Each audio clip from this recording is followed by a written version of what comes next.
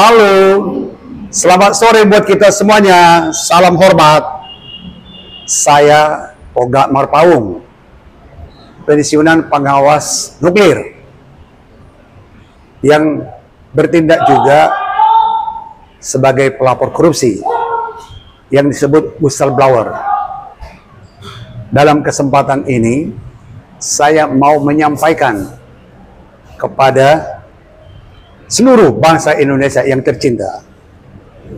Ada niat saya tahun depan di bulan Januari untuk melakukan gugatan perdata ganti rugi material kepada yang terhormat Bapak Presiden. Mengapa saya menggugat? Ada dua persyaratan yang saya penuhi. Satu, legal standing. Kedua, kerugian material langsung secara konstitusional. Legal standingnya, saya ini sebagai pelapor korupsi dari instansi pemerintah tempat saya bekerja, Badan Pengawas Tenaga Nuklir, mendapatkan perlindungan dari pemerintah, Lembaga Perlindungan Saksi dan Korban 3 kali. Dan sebagai pelapor korupsi, whistleblower wajib dilindungi sesuai konstitusi. Ada whistleblowing system. Itu diatur di peraturan menteri atau peraturan kepala badan. Ada juga peraturan pemerintah terkait dengan peran anggota masyarakat. Kemudian juga undang-undang juga ada. LPSK itu, bahwa si pelapor korupsi tidak boleh dikriminalisasi. Seandainya pun laporannya tidak suatu fakta, harus juga tetap dilindungi dulu. Nah, itu yang pertama ya, jelas itu. Kemudian fakta bahwa laporan korupsi kami itu terbukti bahwa ada kerugian keuangan negara sesuai hasil audit investigasi oleh BPKP. Artinya, laporan yang tadinya dugaan markup itu jelas ada. Laporan kami sudah diadukan awalnya di KPK, kemudian tidak berlanjut ke Barreskrim, kemudian dilimpahkan ke Polda Metro Jaya. Nah, ada 5 paket pengadaan barang dan jasa. Paket 1, 2, 3 jelas sudah ada kerugian keuangan negara, tetapi dihentikan. Kemudian paket 4, 5 kerugian keuangan negara juga sudah ada dan naik ke penyidikan. Nah, di sini perhatian kami makin kuat, perjuangan kami karena naik ke penyidikan. Harapan kami tadinya sudah juga naik status ada tersangkanya atau dihentikan sama sekali. Ternyata tidak. Ya, kami sangat kecewa. Lalu akibat saya pelapor korupsi itu, saya pun sudah mengalami karir yang dihabisi secara sistemik, terstruktur dan masif. Pernah pangkat dan golongan saya di tahun 2016 diturunkan. Kemudian saya gugat di PT UN. Lanjut uji kompetensi tidak lulus 3 kali, bahkan lanjut tidak lulus lagi keempat kalinya di tahun 2018 supaya saya habis.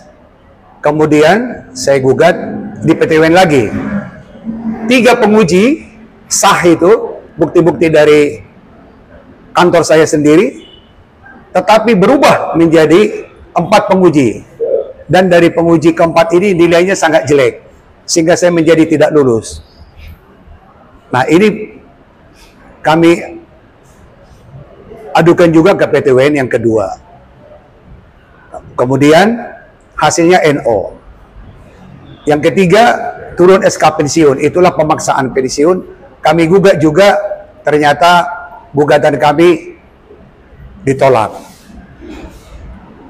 Kemudian agar mendapatkan kepastian hukum, keadilan, kami juga mengajukan sengketa di Komisi Informasi Pusat agar ada kepastian bahwa penguji 3 atau 4. Tetapi di sana pun ada perlakuan yang tidak adil lagi, karena putusan KIP sudah jelas bersifat final dan mengikat, tetapi link video yang diberikan itu sesuai putusan mediasi tidak diberikan sesuai dengan aslinya, dipotong, sangat menyedihkan.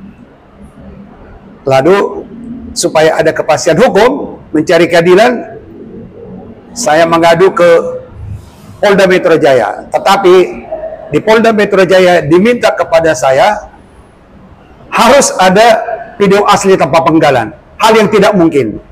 Nah, ini saya ajukan lagi sengketa informasi publik yang ketiga di Komisi Informasi Pusat dan sudah diterima.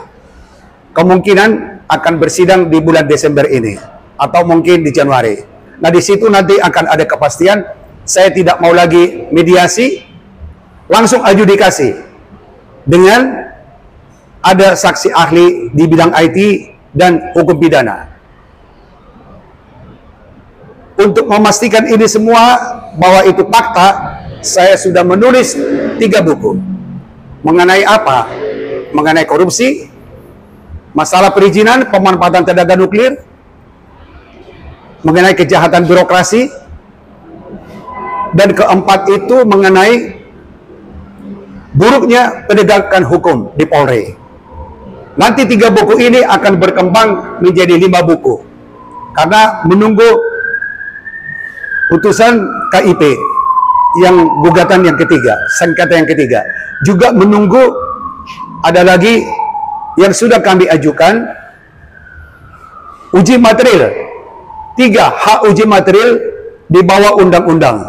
1 peraturan pemerintah nomor 43 tahun 2018 tentang peran anggota masyarakat pelapor korupsi.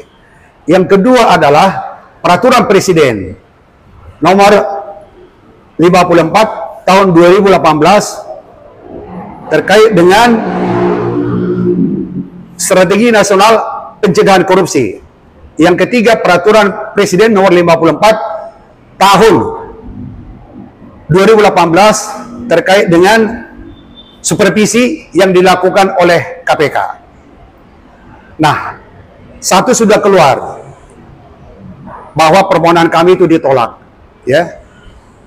Kemudian legal standingnya jelas lagi bahwa saya sudah berkali-kali mengajukan permohonan perlindungan hukum kepada Bapak Presiden melalui pengaduan masyarakat di Kementerian Sekretariat Negara, tetapi tidak ada tanggapan sama sekali. Bahkan sebetulnya ada lagi yang kami adukan mengenai peralatan yang dipasang di lingkungan Istana Presiden. Ada 2 jenis alat deteksi nuklir yang dipasang, RDMS dan RPM. Kami sudah tegaskan bahwa kedua jenis peralatan itu tidak ada manfaat. Oleh sebab itu, dalam kesempatan yang baik ini, saya atas nama teman-teman yang tadinya kami ada beberapa orang mengajukan permohonan agar alat itu tidak diterima dipasang di lingkungan Istana Presiden melalui lapor Presiden pada tahun 2016. Memohon kepada yang terhormat Bapak Presiden Jokowi, sebelum habis masa jabatan Bapak periode kedua ini, mohon agar alat itu dibongkar dan dikembalikan kepada pemiliknya, Badan Pengawas Tenaga Nuklir. Saya mengalami kerugian material sejak tahun 2014.